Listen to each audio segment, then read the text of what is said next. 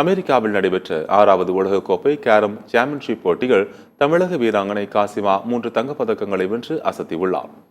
அமெரிக்காவின் கலிபோர்னியா மாகாணத்தில் 6வது உலகக்கோப்பை கேரம் சாம்பியன்ஷிப் போட்டி கோலாகலமாக நடைபெற்றது. அதில் பல்வேறு நாடுகளைச் சேர்ந்த வீரர்கள் வீராங்கனைகள் பங்கேற்றனர். தமிழக வீராங்கனைகள் காசிமா, நாகஜோதி, மித்ரா, மரிய இருதயம் ஆகியோர் பங்கேற்றனர்.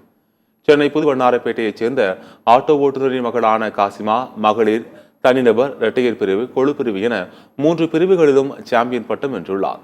வரும் 21ஆம் தேதி அமெரிக்காவில் இருந்து பதக்கத்தோடு வீராங்கனை காசிமா நாடு திரும்ப உள்ளார். வார்த்தைகளால் விவரிக்க முடியாத மகிழ்ச்சியான தருணம் இது என்று காசிமாவின் தந்தை மகிழ்ச்சி பொங்க தெரிவித்துள்ளார். ஒட்டுமொத்த இந்தியாவும் வெற்றி பெற்றிருக்கிறது என்று பெருமிதம் தெரிவித்துள்ளார்.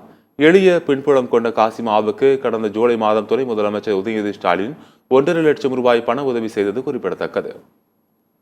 கோப்பைக்கு போறதுக்கு ரொம்ப சிரமமா இருந்தது.